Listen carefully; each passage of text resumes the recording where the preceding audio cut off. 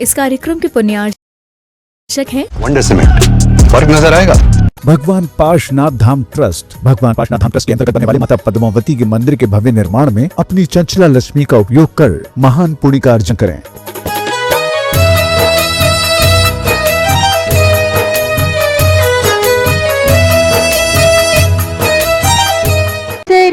One पड़ी स्वयं ही नवगाथा नागम का वह सुधा कलश जो बिखराते हैं गली गली, जिनके दर्शन को पा करके खिलती मुरझाई हृदय गली। ओम रूम ब्रह्म पूज्याचार्य श्री विद्यासागर मुनीन्द्र आचार्य श्री समय सागर मुनीन्द्र अत्र अवतर संवोषटित्यावाननम अत्र तिष्ठ तिष्ठ तटः स्थापनम अत्र मम सन्निहितो भव भव वषट सन्निधिकरणम। सांसारिक विषयों में पढ़कर मैंने अपने को फरमाया, इस राग द्वेष की वैतरणी से अब तक पार नहीं पाया। कब विद्या सिंधु के जल कण से भव काल से धोने आया हूँ, आना जाना मिट जाए मेरा यह बंद काटने आया। ओम रूम परम पूज्याचार्य श्री विद्यासागर मुनीन्द्राय आचार्य श्री समय सागर मुनीन्द्राय जन्म जरा मृत्यु विनाशनाय जलम निर्वपामिति। क्रोध नल में जल जल कर अपना सर्वस्व लुटाया है, निज शांत स्वरूप न जान सका जीवन भर से भुलाया है। चंदन सम शीतलता पाने गुरु शरण आपकी आया हूँ, संसार ताप मिट जाए मेरा चंदन बंधन को लाया हूँ। ओम रूम आचार्य श्री विद्यासागर मुनीन्द्राय आचार्य श्री समय सागर मुनीन्द्राय संसार ताप विनाशनाय चंदनम निर्वपामिति। जड़ को ना मैंने जड़ समझा, नहीं अक्षय निधि को पहचाना, अपने तो केवल सपने थे भ्रम और जगत का भटकाना।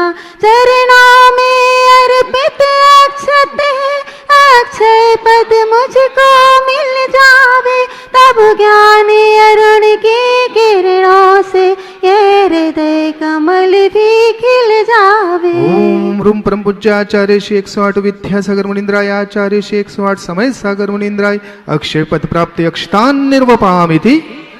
इन विषय भोग की मदिरा पी मैं बना सदा से मत वाला, तृष्णा को तृप्त करे जितनी उतनी बढ़ती इच्छा ज्वाला।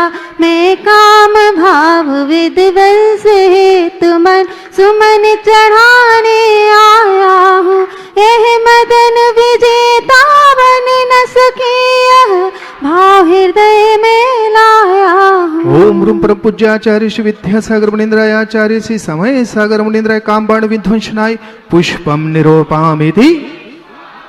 इस क्षुधा रोग की व्यथा कथा भव भव में कहता आया हूँ, अति भक्ष अभक्ष भके फिर भी मन तृप्त नहीं कर पाया हूँ। नैवेद्य समर्पित करके मैं तृष्णा की भूख मिटाऊंगा, अब और अधिक ना भटक सकूं यह अंतर्बोध जगाऊंगा। ओम रूम परम पूज्याचार्य श्री विद्यासागर मुनीन्द्राय आचार्य श्री समय सागर मुनीन्द्राय क्षुधा रोग विनाशनाय नैवेद्यम निर्वपामिति। इस क्षुधा रोग की व्यथा कथा मोह भाव में मोहांधकार से व्याकुल हो, निज को नहीं मैंने पहचाना। मैं राग देश में लिप्त रहा, इस हाथ रहा बस पछताना। यह दीप समर्पित है गुरुवर, मेरा तम दूर भगा देना। तुम ज्ञान दीप की बाती से मम अंतर दीप जला देना। ओम रूम परम पूज्य आचार्य श्री विद्यासागर मुनींद्राय आचार्य श्री समय सागर मुनींद्राय महामोहांधकार विनाशनाय दीपम निर्वपामिति। इन असुविकर्म ने घेरा है, मैंने अब तक यह माना था, बस पाप कर्म तज पुण्य कर्म को चाह रहा अपनाना था। शुभ अशुभ कर्म सब रिपुदल है, मैं इन्हें जलाने आया हूँ, इसीलिए गुरु चरणों में अब धूप चढ़ाने आया हूँ। ओम रूम परम पूज्य आचार्य श्री विद्यासागर मुनींद्राय आचार्य श्री समय सागर मुनींद्राय इष्टकर्म दहनाय धूपम निर्वपामिति। भोगों को इतना भोगा कि खुद को ही भोग बना डाला, साध्य और साधन का अंतर मैंने आज मिटा डाला। मैं चिदानंद में लीन रहूं, पूजा का यह फल पाना है, पाना था जिसके द्वारा वह मिल बैठा मुझे ठिकाना है। ओम रूम परम पूज्य आचार्य गुरुवर 108 श्री विद्यासागर मुनींद्राय आचार्य भगवान 108 श्री समय सागर मुनींद्राय मोक्ष फल प्राप्त फलम निर्वपामिति। जग के वैभव को पाकर मैं निस दिन के साल मस्त रहा, चारों गतियों की ठोकर को खाने में ही अभ्यस्त रहा। मैं हूँ स्वतंत्र ज्ञाता दृष्टा, मेरा पर से क्या नाता है, कैसे अनर्घ पद पा जाऊं यह अरुण भावना भाता। ओम रूम परम पूज्य आचार्य भगवान 108 श्री विद्यासागर मुनींद्राय आचार्य भगवान 108 श्री समय सागर मुनींद्राय अनर्घ पद प्राप्त अर्घम निर्वपामिति स्वाहा। जिनकी चर्या में चर्चा में श्री मूलाचार्य समाया है, श्री शांति वीर शिव ज्ञान गुरु विद्यासागर जिसे पाया है। जयवंत रहो इस धरती पर, हम सबका भी उद्धार करो, आचार्य समय सागर गुरुवर ये अर्घ समर्पित। ओम रूम परम पूज्य आचार्य गुरुवर 108 श्री विद्यासागर मुनींद्राय आचार्य भगवान 108 श्री समय सागर मुनींद्राय पूर्णार्घम निर्वपामिति। बोलिए साक्षात विराजमान आचार्य भगवान श्री 108 समय सागर जी महाराज की जय। आरिकामा विज्ञानमती माता जी की जय। आरिकामा आदर्शमती माता जी की जय। समस्त आचार्य संघ की जय। आज हमारे बीच कोटा से श्री मनोज जी, श्री अर्पित जी एवं उनके यहाँ से जो भी भक्तगण पधारे हुए हैं वे पूज्य गुरुदेव के पावन कर कमलों में शास्त्र भेंट कर आशीर्वाद प्राप्त करें। कोटा से पधारे हुए सभी यात्रीगण, इसके उपरांत अन्यत्र स्थानों से जो भी आज पूज्य गुरुदेव की चरण सन्निधि में यहाँ पर आए हुए हैं वे भी कृपया आएं। हमारे बीच जैनी परिवार जो कि काफ़ी वर्षों से आज जिन शासन की सेवा में अनवरत चल रहा है और आज जिन्होंने एक महान मंगलकारी सौभाग्य प्राप्त किया है पिछले कई दिनों से कि कई मुनिराजों का प्रवास उनके निवास पर हो रहा है, ऐसा मंगलकारी सौभाग्य प्राप्त करने वाले श्री प्रफुल्ल जी, श्री प्रभात जी जैनी परिवार वे भी कृपया आएं और पूज्य गुरुदेव के पावन कर कमलों में शास्त्र भेंट कर आशीर्वाद प्राप्त करें।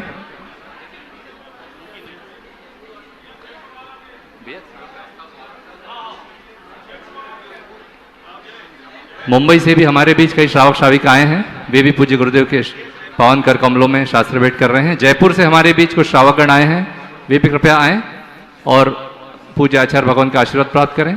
और भी अन्यत्र स्थानों से जो भी श्रावकगण यहाँ पर आए हुए हैं, हम तक यदि खबर नहीं पहुंची है वे भी कृपया अग्रिम पंक्ति पर आ जाएं और पूज्य आचार्य भगवान का आशीर्वाद प्राप्त करें। जबलपुर से जो भी सज्जन आए हुए हैं आप भी आ जाएं, आचार्य श्री के चरणों में श्रीफल अर्पण कर आशीर्वाद प्राप्त करें।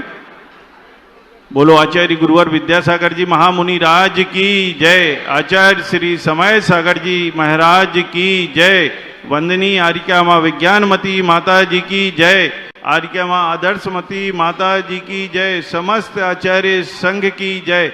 आज मंदिर निर्माण में श्रीमान धर्मेंद्र, जितेंद्र और सत्येंद्र हुकुमचंद जी सुल्तानगंज परिवार से 2 कलश की राशि प्राप्त हुई है।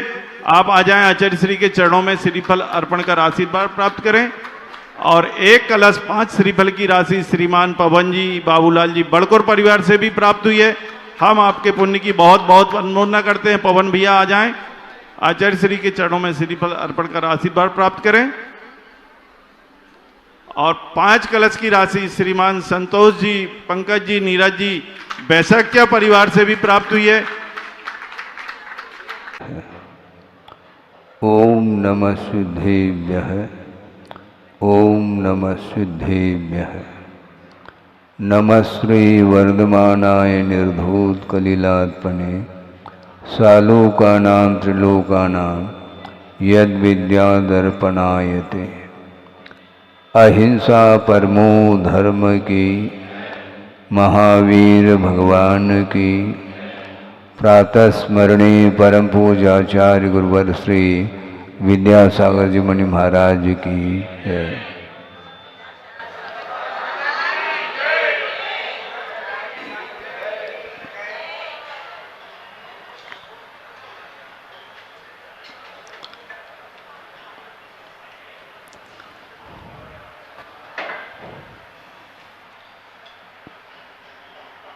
आगम में जीव को तीर्थ के रूप में स्वीकारा। आप सुन रहे हैं? आगम में जीव के लिए तीर्थ के रूप में स्वीकारा। लेकिन सामान्य जीव को तीर्थ के रूप में नहीं स्वीकारा है। रैनते संयुक्तो जीवो हवे उत्तमम तीर्थम संसारम तरे यदो रैनते दिव्य नावाये, ऐसा कहा। रत्नत्रय रूपी दिव्य विशाल नौका के माध्यम से वह संसार को पार कर लेता है। इसलिए रत्नत्रय से विभूषित जो जीव है उस जीव को ही तीर्थ के रूप में स्वीकारा है। जीव तो सामान्य से सभी हैं। चतुर्गति में जितने भी कर्म के उदय से परिभ्रमण करने वाले अनंतानंत जीव हैं, उन सभी जीवों को तीर्थ के रूप में नहीं स्वीकारा। कथनचित स्वीकार इसलिए किया जा सकता है क्योंकि प्रत्येक जीव में संसार को पार करने की शक्ति विद्यमान है। यदि भव्य है तो वह उसका भव्यत्व भाव प्रकट हो सकता है और रत्नत्रय के माध्यम से उसका विकास होता है। तो ऐसी स्थिति में हमारे भीतर वह प्रभुत्व शक्ति के रूप में है। उसको उद्घाटित करने के लिए किसका आलम्बन लेना? जो रत्नत्रय की आराधना कर रहे हैं उनका आधार, उनका आलम्बन लेते हैं और उनकी उपासना यदि हम करते हैं तो निश्चित रूप से हमारा जीवन भी जिस प्रकार साधकों का जीवन है उसी प्रकार अपना जीवन भी निर्मल बन सकता है। बन सकता है इसलिए कहा जा रहा है जिसके अंदर रुचि है, जिसके अंदर पदार्थ का बोध हो चुका है, भेद विज्ञान जिसको बोलते हैं, अपना और पराया ये जो पदार्थ हैं इनके स्वरूप को जिन्होंने नहीं जाना है वह कभी भी संसार से पार नहीं पा सकता। संसार से पार होने के लिए अपना और पराया इसका भेद ज्ञान होना अनिवार्य सिद्ध होता है। और यह मात्र ज्ञान ही पर्याप्त नहीं, उस ज्ञान के माध्यम से अपने जीवन को परिवर्तित करना है, चारित्र के माध्यम से अर्थात अनुकरण के माध्यम से ही वह जीव का विकास होता है। चारित्र में या चारित्र की ओर कदम जो बढ़ते हैं उसके पहले श्रद्धान होना भी आवश्यक हो जाता है। ये बात अलग है, श्रद्धान ज्ञान और चारित्र तीनों एक साथ भी उत्पन्न हो सकते हैं, किंतु चारित्र में समीचीनता जो आती है अथवा ज्ञान में भी जो समीचीनता आती है वह सम्यक दर्शन के माध्यम से आती है। इसलिए श्रद्धान को प्रमुखता दी गई है। श्रद्धान के अभाव में हमारी जो कुछ भी प्रवृत्ति है वह प्रवृत्ति समीचीन नहीं मानी जा सकती है। इसलिए नहीं मानी जा सकती क्योंकि श्रद्धान वस्तु तत्व का नहीं होने के कारण उसका जो आचरण है वह विपरीत आचरण माना जाता है। लेकिन एक विषय बहुत विचारणीय विषय है, पठनीय भी है, वह ये है कि मिथ्यात्व दो तरह का होता है। एक ग्रहित मिथ्यात्व है और एक अग्रहित मिथ्यात्व माना जाता है।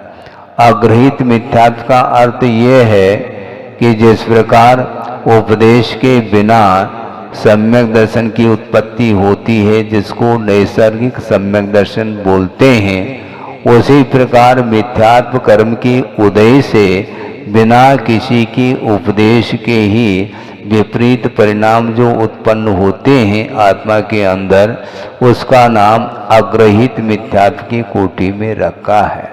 इसलिए ग्रहित मिथ्यात्व को छोड़ने के बाद भी वह अग्रहित मिथ्यात्व बना रह सकता है।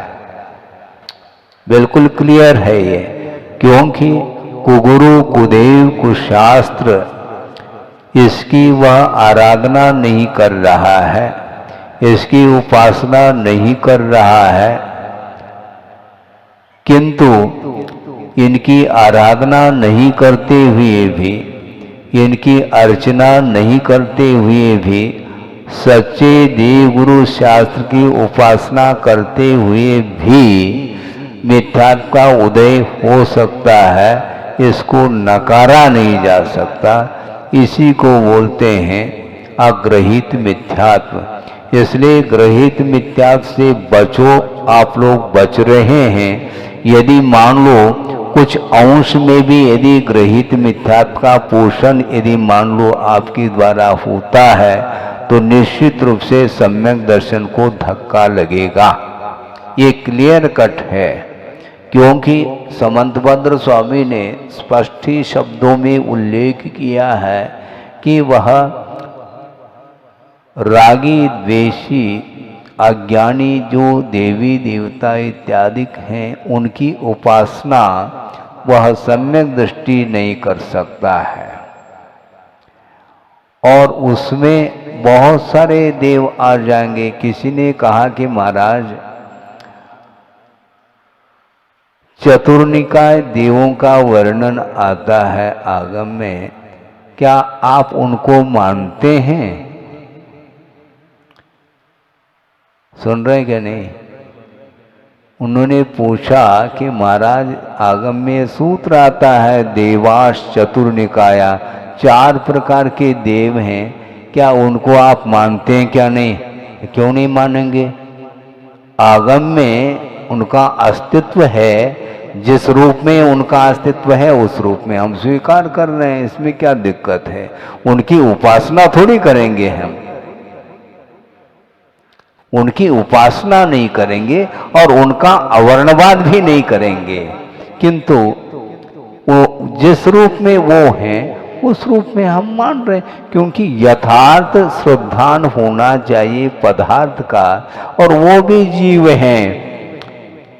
देवायु का उदय है, देवगति नामकरण का उदय होने के कारण उन्हें देवगति मिली है और देवगति के जीव के रूप में उनको हम मान रहे हैं। इसमें कोई बाधा नहीं आती। उनके ऊपर भी श्रद्धान किया जाता है और जिस रूप में उनका स्वरूप है उसी रूप में हम उनको आस्था का विषय बनाते हैं, किंतु उन चतुर्निकाय के देवों को हम मोक्ष मार्ग में सहायक इस प्रकार नहीं मान सकते। मोक्ष मार्ग पर चलने वाला जो साधक होता है अथवा व्रती होता है अथवा सम्यक दृष्टि होता है वह यथार्थ श्रद्धान करता है। इसलिए कुगुरु कुदेव कुशास्त्र की उपासना तो नहीं करते, किंतु सच्चे देवगुरु शास्त्र की उपासना करते हुए भी यदि भोग्य सामग्री के प्रति आकर्षण निरंतर बना हुआ है और उसमें यदि मान लो अतिरेक हो जाता है तो वह सम्यक दर्शन से वह नीचे आ सकता है। अंतर मुहूर्त में सम्यक दर्शन अभाव को प्राप्त हो सकता है, ये आगम का उल्लेख है। तो हम ये पूछना चाहते हैं कि अंतर मुहूर्त में क्या वह ग्रहित मिथ्यात्व का पोषण कर रहा है क्या? नहीं, किंतु ग्रहित मिथ्यात्व का पोषण नहीं करते हुए भी विषयों के प्रति यदि मान लो गृद्धता की मात्रा बढ़ रही है, अत्याशक्ति का भाव बढ़ रहा है, तो उसके माध्यम से भी वह सम्यक दर्शन से नीचे आ सकता है।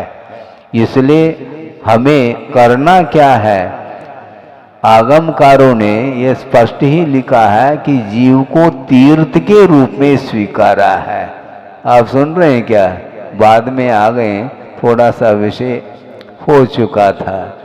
कार्तिकेयन प्रेक्षा उसमें एक गाथा आई है, उसको रखा था कि जीव को तीर्थ के रूप में रखा तो है, किंतु सामान्य जीव को तीर्थ के रूप में नहीं स्वीकारा, किंतु रत्नत्रय से युक्त जो जीव है उसको तीर्थ के रूप में माना है, क्योंकि उसके माध्यम से रत्नत्रय के माध्यम से संसार समुद्र से वह पार हो जाता है। इसलिए जो संसार से पार लगाने वाला जो होता है वह तीर्थ माना जाता है। इसलिए देव गुरु शास्त्र अर्थात देवादिदेव वीतरागी प्रभु वो तो तीर्थ रूप है ही, किंतु जो अभी अभी रत्नत्रय को अंगीकार किया है उसके लिए भी तीर्थ की संज्ञा दी जा रही है। इसलिए रत्नत्रय बहुत बहुमूल्य वस्तु है। संसार से पार होने की इच्छा तो संसारी प्राणी की बनी रहती है, किंतु जिसके माध्यम से संसार का विच्छेद होता है उसका वह आलम्बन नहीं ले पाता। यदि लेता भी है तो श्रद्धान के रूप में लेता है, चारित्र के साथ वह जीवन नहीं जी पाता, तो फिर वह पार नहीं हो पाता है। लेकिन श्रद्धान भी बहुत बड़ा महत्वपूर्ण विषय है कि चारित्र के अभाव में भी एक बार जैसे सम्यक दर्शन की उपलब्धि हो गई है और उस सम्यक दर्शन को जिन्होंने क्षाई के रूप में परिवर्तित किया है तो उसमें उसका संसार में रहने का अधिकतम काल कितना है? 4 भव कहा। सुन रहे हैं? 4 भव से अधिक नहीं। कौन? क्षायिक सम्यक दृष्टि।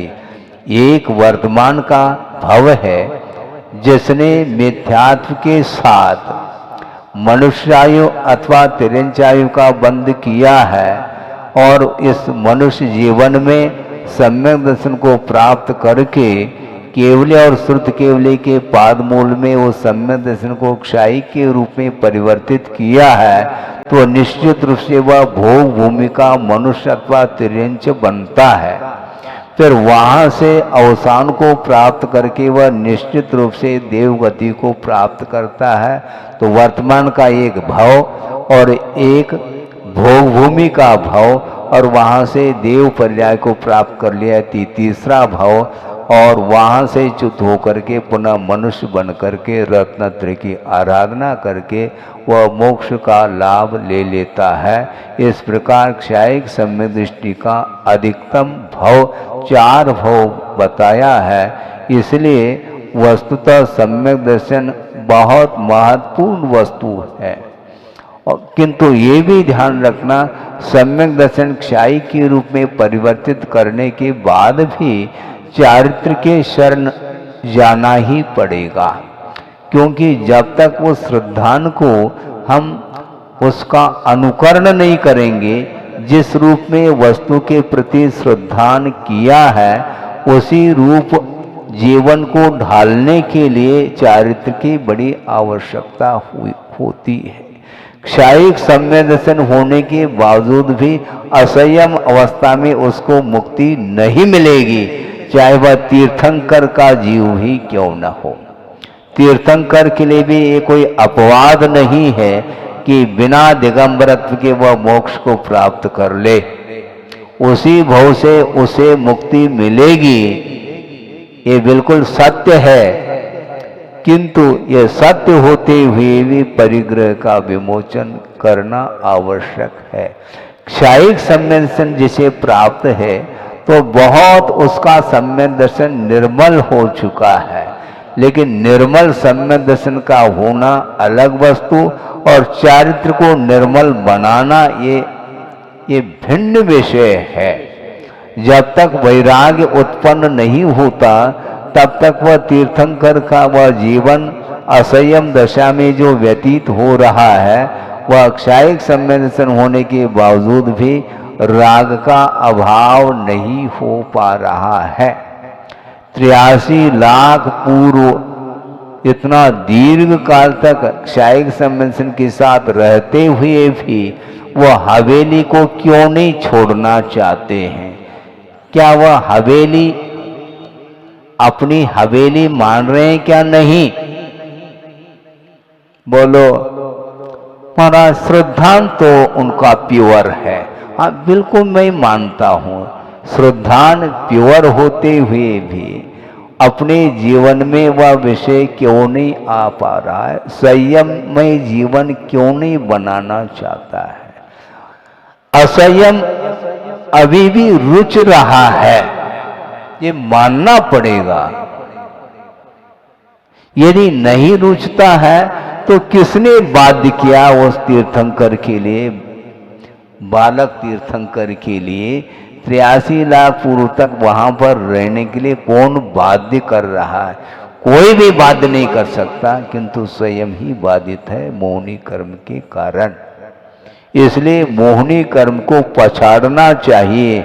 धोती को तो पछाड़ते हैं आप लोग धोने की अपेक्षा, किंतु मोहनी कर्म को पछाड़ना ये संसारी प्राणी के लिए बहुत कष्ट का अनुभव हो रहा है। मोह छूटता है।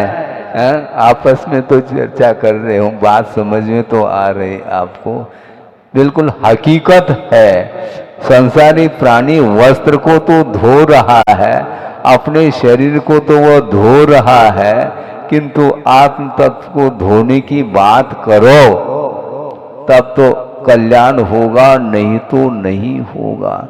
सामान्य सम्यक दृष्टि उलझ जाए तो कोई बाधा नहीं, किंतु क्षायिक सम्यक दृष्टि होने के उपरांत भी वह उलझा हुआ है उसका जीवन। ये बात अलग है, उसी भव से वो मोक्ष मार्ग के नेता बनेंगे, किंतु अभी वो नेता नहीं है, मोक्ष मार्ग के तो नहीं।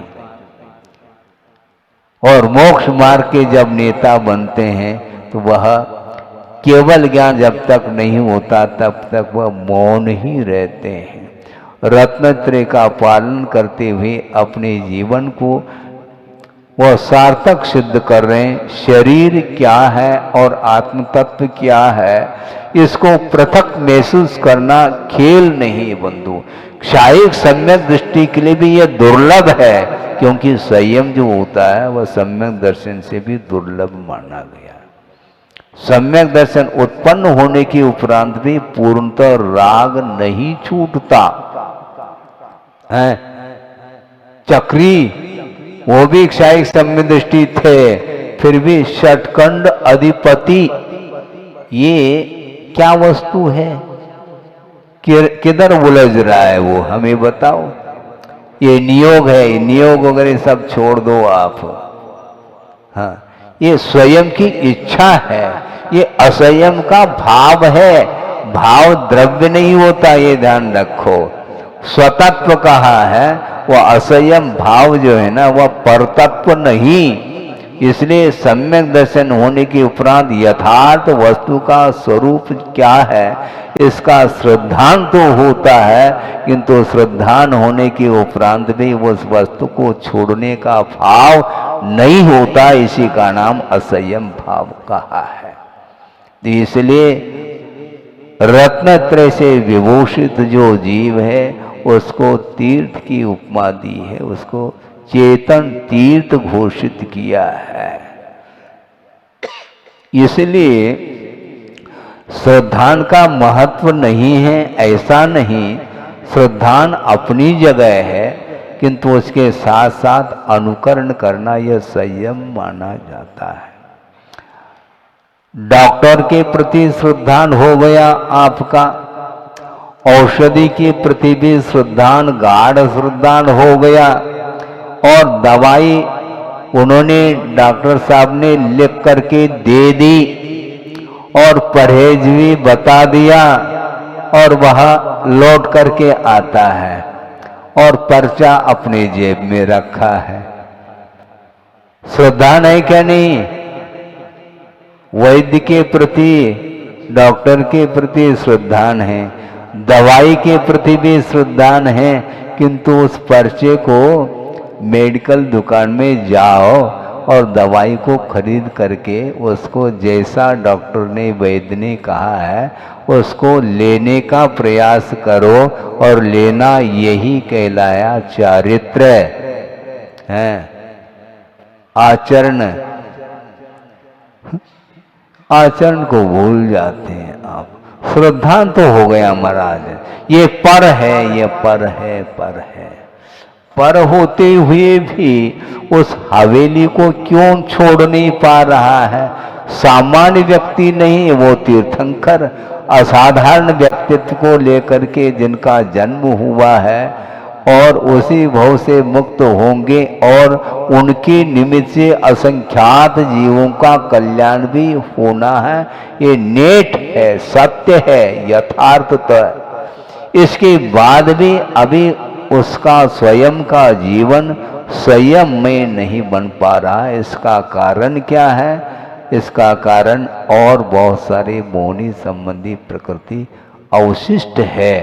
सम्यक दर्शन के घातक जो प्रकृति थी उनका तो मूल समूल नष्ट कर दिया। 7 प्रकृतियों के क्षय से शायिक सम्यक दर्शन को उत्पन्न कर लिया, किंतु अवशिष्ट जो चारित्र मोहनी संबंधी प्रकृति हैं, जो मोहजन्य प्रकृति मानी जाती हैं, उनका क्षय करना भी अपेक्षित है। उनका क्षय अभी नहीं कर पा रहा है। इसका नाम असंयम है। असंयम का अर्थ क्या होता है महाराज, ये भी समझा दो। अच्छा, हम ही सब कुछ समझा दें। सावधानी का नाम संयम है। महाराज, हम भी सावधानी से उठते हैं, बैठते हैं, सारी क्रिया हमारी भी तो सावधानी से होती है, तो हम भी संयमी कहलाएंगे? नहीं, आप भी देख करके चलते हैं, ये ध्यान रखो। रात में चलते हैं, हाथ में टॉर्च है, तो आपकी ईर्ष्या समिति मानी जाए है? क्योंकि देख करके चल रहे हैं, किंतु देख करके चलते हुए भी अपनी आपकी रक्षा का तो भाव है, किंतु अपने से भिन्न जीवों की रक्षा का भाव नहीं है। इसलिए वह असंयमी माना जाता है। देख करके चल रहा है, इसके बाद में असंयमी। और वह मेडिकल टेस्ट करके उस आहार को ले रहा, इसके बावजूद भी वह ऐष्णा समिति नहीं है उसकी। सुन रहे हैं आप? हैं? बड़े बड़े जो नेता होते हैं, सुना है कि मेडिकल टेस्ट करके वो भोजन करते हैं। क्या है इसका अर्थ? है वह नवधा भक्ति पूर्वक वो भोजन कर रहे हैं क्या? नहीं, उनकी वह ऐष्णा समिति संभव नहीं है। अपने आप की रक्षा का ध्यान है, ऐसा न हो कि अवसान न हो इस आहार के माध्यम से, इसका ध्यान है उसे। किंतु आचार्य कहते हैं मरण से भीति कभी भी साधक को नहीं होती। साधक को कभी भी मरण से भीति नहीं किंतु पाप से भीति है उसको। वो हमेशा पाप भीरू होता है। वह राग द्वेष मोह इत्यादि जो पापमय परिणाम है, इससे वह प्रतिपल डरता रहता है, क्योंकि इसके माध्यम से संसार का विकास होता है।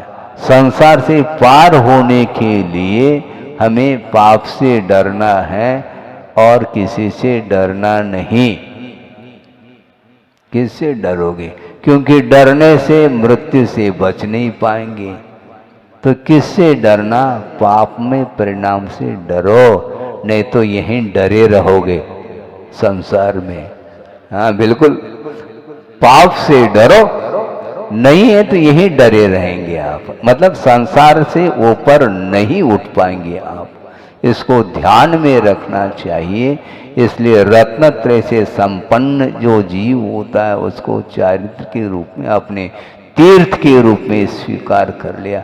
जब इस पंक्ति को हमने पढ़ा कि देखो गुरुदेव की किस ओर दृष्टि है, क्या कहना चाहते हैं, तुम तीर्थमय हो किंतु रत्नत्रय से संपन्न हो तो स्वयं भी संसार से पार हो सकोगे, और जो पार होना चाहता है उसके लिए भी हस्तावलंबन आपके द्वारा मिलेगा। ये है स्वरूप। संसार का स्वरूप अलग है, आत्मा का स्वरूप अलग है। इस प्रकार का भेद विज्ञान होना चाहिए, और भेद विज्ञान होने के उपरांत भी उस शुद्ध परमात्म तत्व को प्राप्त करने के लिए अन्य जितने भी व्यवधायक कर्म हैं उनको भी समाप्त करने के लिए वह कटिबद्ध होता है। तब जा करके वह शुद्ध परमात्म तत्व को प्राप्त कर सकता है। इसलिए संयम के बिना संसार का अवसान नहीं होगा, और संयम धारण करने के साथ साथ उसके अंदर सम्यक भी होना चाहिए। सम्यक के अभाव में जो कुछ भी आचरण है वह आचरण किसी भी प्रकार से संसार के विच्छेद के लिए कारण नहीं हो सकता। यहाँ तक कि आचार्य समंतभद्र स्वामी ये कहना चाहते हैं, जिसने चारित्र को अंगीकार नहीं किया है, सम्यक दृष्टि है मात्र, अविरत सम्यक दृष्टि, और वह 8 अंगों का पालन करता है, एक अंग से भी वह रहित होता है सम्यक दर्शन, तो वह संसार का विच्छेद करने में समर्थ नहीं है, ऐसा कहा है। अक्षर न्यूनः मंत्रः विषवेदनाम न निहंति कहते हैं। विष शरीर में व्याप्त हो चुका है। मान लो किसी को सर्प ने डस लिया, उसके माध्यम से वह विष पूरा का पूरा शरीर में व्याप्त हो चुका है। अब वह मंत्र के माध्यम से उस व्याप्त हुआ जो विष है उसको दूर किया जा सकता है मंत्र के माध्यम से। लेकिन शर्त यह है, एक भी अक्षर से न्यून है वह मंत्र, तो वह कभी भी विष को दूर करने में सक्षम नहीं हो सकता।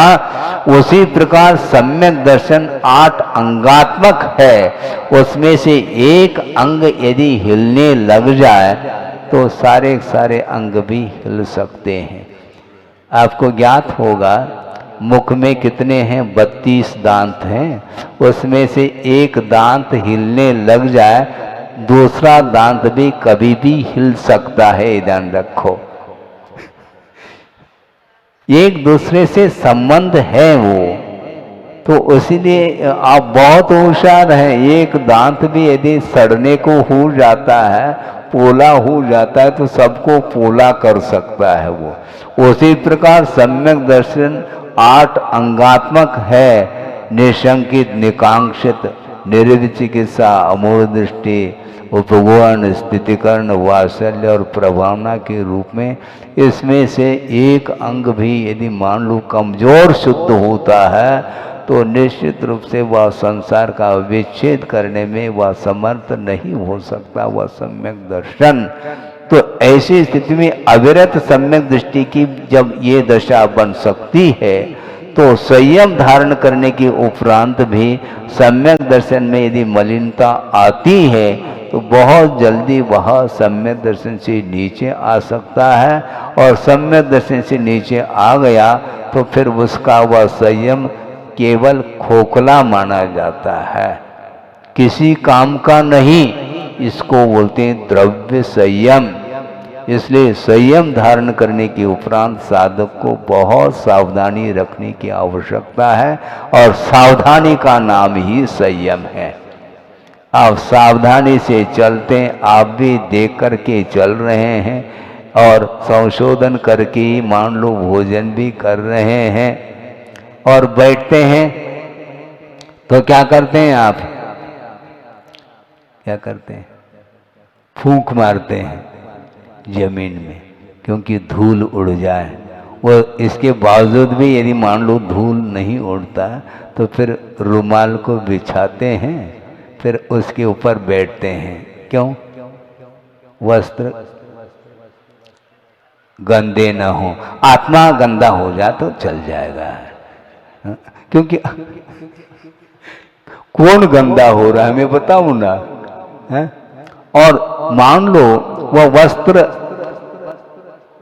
काले रंग का है, कोई दिक्कत नहीं उसको, और सफेद है तो उसमें काला चिपक सकता है। काले में काले का क्या भान होगा? है? पैंट और शर्ट मान लो काले रंग के हैं और कोयला लग गया मान लो, और उसका क्या? उसका रंग भी वही है और पैंट का भी रंग वही है, तो उसमें पृथक रूप से वह रंग दिखाई नहीं पड़ता। ये सब जो है, ये जो वृत्ति है, ये संयम नहीं है। हाँ, किंतु दूसरे के जीवों की विराधना न हो इसका ध्यान रखना, यह संयम दया मानी जाती है। यह संयम है। संयम का अर्थ सावधानी के साथ चलना, सावधानी के साथ बोलना, सावधानी के साथ ही आहार की चर्या को संपन्न करना, और भी जितने भी समिति हैं, प्रवृत्ति हैं, उनको सावधानी के साथ वह करता है तो उसका संयम सुरक्षित रहता है, और संयम सुरक्षित रहेगा तो चारित्र में समीचीनता बनी रहती है, और वह सम्यक चारित्र के माध्यम से ही वह आगे बढ़ता चला जाता है। कहाँ तक बढ़ता है वो? जब तक निर्वाण का लाभ न हो तब तक वह चारित्र के साथ आगे बढ़ता ही चला जाता है। कितना लंबा चौड़ा है मोक्ष मार्ग है? बहुत लंबा है वो। लंबा चौड़े का अर्थ क्या है? जब तक वह स्वरूप की उपलब्धि ना हो, स्वरूप का ज्ञान होना अलग और स्वरूप का लाभ होना अलग। अभी चर्चा चल रही थी आत्मा का क्या स्वरूप है? स्पर्श रस गंध वर्ण से वह रहित है और शब्द से भी रहित है। तो किसी ने कुछ कह दिया तो आपको दिक्कत नहीं होनी चाहिए, क्योंकि आत्मा तो अशब्द रूप है, शब्द रूप है नहीं। तो परेशानी का अनुभव क्यों करते हैं आप? वेट लॉस होने लगा शरीर का और परेशानी में आ गया। शरीर तो मैं हूं नहीं, श्रद्धान तो कर लिया है ना, और श्रद्धान कर लिया तो वेट लॉस हो जाए तो आपको दिक्कत क्यों है? आत्मा तो वैसे वेटलेस है, वो लॉस होने का प्रश्न ही नहीं। वह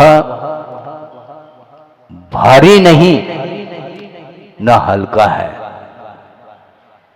क्योंकि यह स्पर्श की ही परिणति है।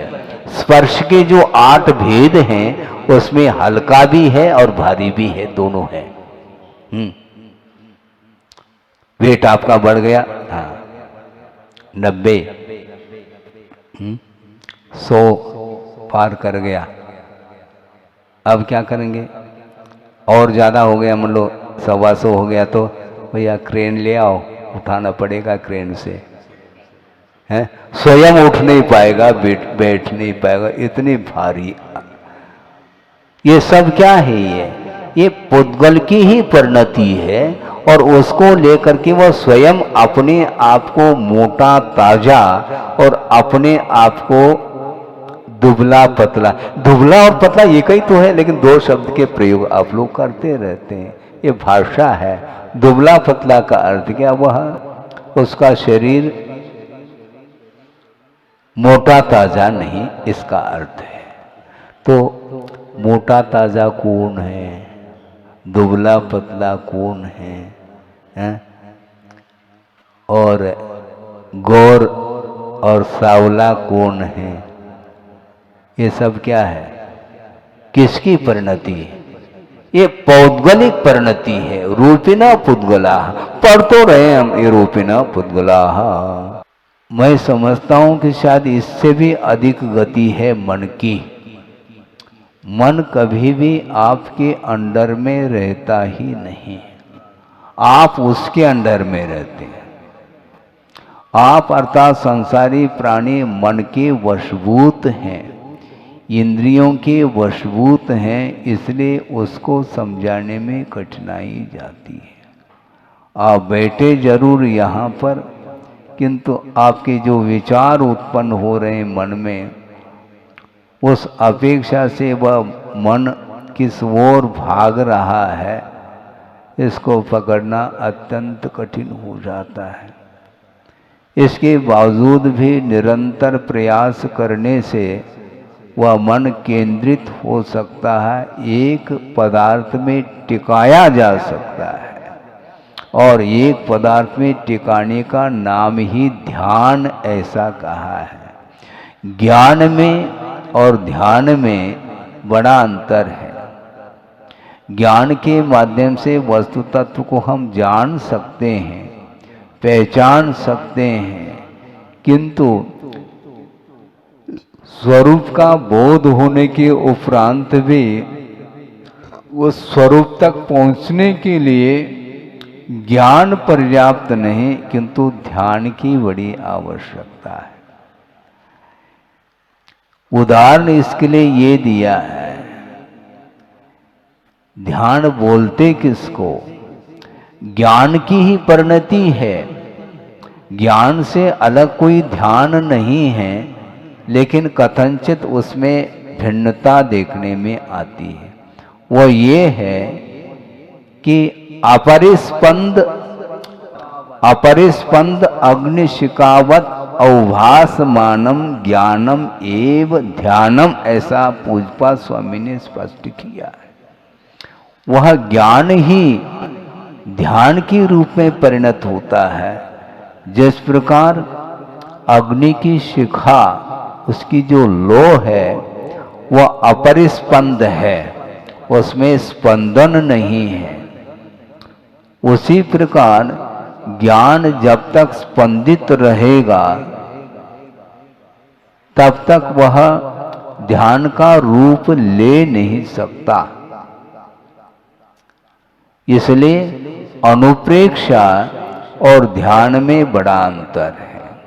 अनुप्रेक्षा ध्यान के लिए कारण सिद्ध हो सकती है, किंतु अनुप्रेक्षा स्वयं ध्यान नहीं है।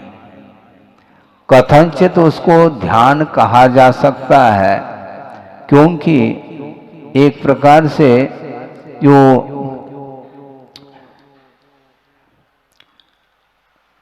अनुप्रेक्षा में होता क्या है? चिंतन होता है। कभी अनित्य का चिंतन करता है, कभी अशरण भावना को लेकर के चिंतन करता है। विभिन्न भावनाओं का आलम्बन लेकर के उसके स्वरूप के अपेक्षा से मनन चिंतन हो रहा है, तत्व चिंतन हो रहा है। किंतु चिंतन में परिवर्तन है। समझ रहे हैं आप? चिंतन में हमेशा परिवर्तन होता है। मान लो नमोकार मंत्र का जाप कर रहे हैं, इसको ध्यान नहीं कहते हैं। कथनचित ध्यान कहना इसलिए कहा जाता है और कहते भी हैं क्योंकि पंच परमेष्टि का जब स्मरण करते हैं उस समय विषयों की ओर हमारा उपयोग नहीं जाता। इस अपेक्षा से उसको ध्यान की संज्ञा दी जा सकती है, इसमें कोई बाधा नहीं। बल्कि गुरुदेव ने ही एक बार क्या कई बार उन्होंने स्पष्ट किया, इसको पदस्थ ध्यान भी कहा जा सकता है। पंच परमेष्टि का आलम्बन लेकर के वह उपयोग को एकाग्र किया है, किंतु उसमें भी परिवर्तन है। क्यों? नमो अरहंतानम, नमो सिद्धानम, परिवर्तन हो गया। नमो आयर्यानम, नमो उवज्झायानम, नमो लोए सव्वसाहूनम। इस प्रकार उपयोग पंच परमिष्टि में लगा है, न कि एक परमिष्टि में है। हाँ, वो इसीलिए धारा की अपेक्षा से कहा जा सकता, लेकिन उसमें भी परिवर्तन है। तो ऐसी स्थिति में पंच परमिष्टि का जब आलम्बन लेते हैं तो धर्म ध्यान की ओर दृष्टि चली जाती है, किंतु तत्व चिंतन अथवा पंच परमिष्टि का जो आलम्बन लिया था उसको थोड़े देर के लिए साइड में रखेंगे तो निश्चित रूप से आपका जो लक्ष्य है, आपने जो डिसाइड किया है प्रयोजन भूत तत्व को, उससे आप स्खलित हो जाएंगे और अन्यान्य वस्तुओं के विषय में आपका मन प्रभावित होता चला जाता है। इसलिए एकाग्रता की बड़ी आवश्यकता है। बल्कि मोक्ष मार्ग में जो आत्मिक विकास होता है वह भावों के ऊपर निर्धारित है। एक श्लोक आपके सामने रख दूं कि अभी तक संसारी प्राणी का विकास क्यों नहीं हुआ, आत्मा का उत्थान उन्नति क्यों नहीं हुई, इसमें कारण क्या है? बहुत अच्छा विषय दिया है कि आकर्णितोपि महितोपि निरीक्षितोपि। क्या कहा? आकर्णितोपि महितोपि निरीक्षितोपि नूनं न चेतसि मया विधृतोष भक्त्या जातोस्मि तेन जन बांधव दुख पात्रम। और यस्मात् क्रिया प्रतिफलन्ति न भाव शून्या, भाव शून्या क्रिया न प्रतिफलन्ति। भाव शून्य जितने भी क्रियाएं हैं उसके माध्यम से कोई भी सफलता नहीं मिलती है। क्रियाएं हम कर रहे हैं किंतु भाव पूर्वक नहीं कर रहे हैं। भगवान की स्तुति आकर्णितः अपि, हे भगवान आपको हमने सुना है, यानी आपके धर्म का श्रवण किया है। महितोपि, हे भगवान आपकी हमने अर्चना भी की है, पूजा भी की है। निरीक्षितोपि, भगवान आपके हमने दर्शन भी किए, किंतु नूनं न चेतस मया विधृतोष भक्त्या। हे भगवान भक्ति के साथ आपको हमने अपने हृदय में नहीं बिठाया है। सब कर रहे हैं पर में तत्वा सूत्र का शुद्ध पाठ चल रहा है। इसके बाद भी जो 5 इंद्रिय के जो विषय हैं वो सारे सारे पौद्गलिक हैं और उसके प्रति आकर्षण नहीं छूट रहा है।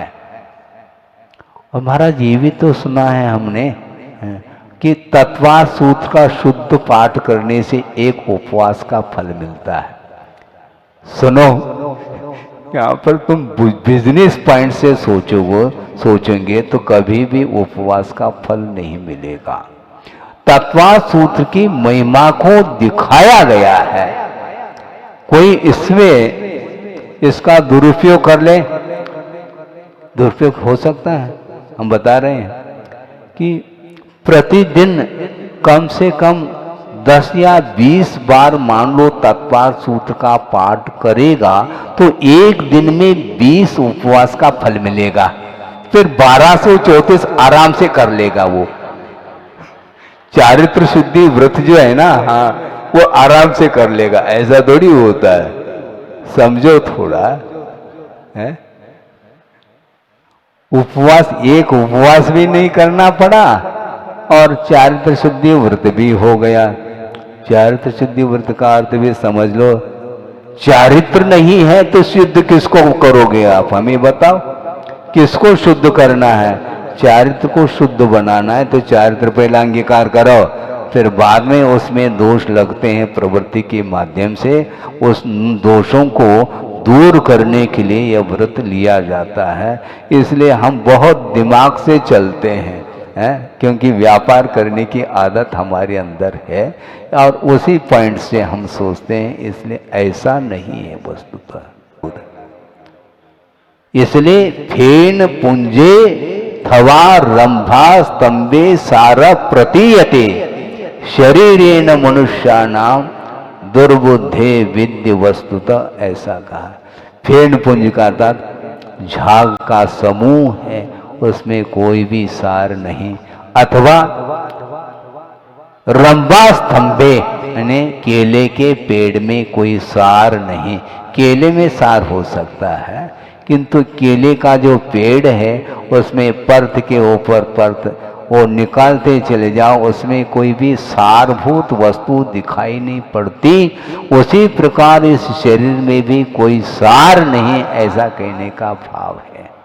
लेकिन फिर भी अज्ञानी संसारी प्राणी शरीर के प्रति इतना उसका रुझान है, शरीर से इतना वह आकर्षित होता है जैसे उसको बहुत कुछ मिल गया हो। वह सप्त धातु से निर्मित है, 8 द्वार है, जिस द्वार से मल झर रहा है। इसके उपरांत भी उसको साफ सुथरा करने के लिए वह जल का उपयोग कर रहा है। क्षमा रूपी जल का उपयोग करो, जिसके माध्यम से सब कुछ ठीक हो सकता है। लेकिन हो सकता है, हो तब तो, लेकिन दृष्टि नहीं जा पाती। ये असंयम की दशा में जब तक असंयत भाव बना रहेगा तब तक उसकी दृष्टि भीतर की ओर नहीं जा सकती। हालांकि जगन्य अंतरात्मा वो भी है, लेकिन जगन्य इसलिए कहा क्योंकि असंयम के साथ जीवन जी रहा है। संयम के साथ उसका जीवन चलने लग जाए तो निश्चित रूप से वह पूरी तौर से आत्मा का दर्शन कर पाएगा और आत्म संवेदन के माध्यम से ही संसार से ऊपर उठ सकता है। इसलिए संसार से ऊपर उठने की यदि इच्छा आपके अंदर है, आपके अंदर उत्कंठा है, तो निश्चित रूप से आप निरंतर स्वाध्याय आदि करके अपने भावों को निर्मल बनाने का पुरुषार्थ करते हैं तो निश्चित रूप से मोक्ष का लाभ हो सकता है। हो इस पवित्र भावना के साथ अहिंसा परमो धर्म की जय। बोधि समाधि परिणाम शुद्धि स्वात्मोपलब्धि शिव सौख्य सिद्धि चिंता मनिम चिंतित वस्तुदाने त्वां वंदमानस्य ममास्तु देवी। परम पूजाचार्य गुरुवर श्री विद्यासागर जी मुनि महाराज की जय। इस कार्यक्रम के पुण्यार्चक थे वंडर सीमेंट, फर्क नजर आएगा। भगवान पार्श्वनाथ धाम ट्रस्ट। भगवान पार्श्वनाथ धाम ट्रस्ट के अंतर्गत बनने वाले माता पद्मावती के मंदिर के भव्य निर्माण में अपनी चंचला लक्ष्मी का उपयोग कर महान पुण्य का अर्जन करें।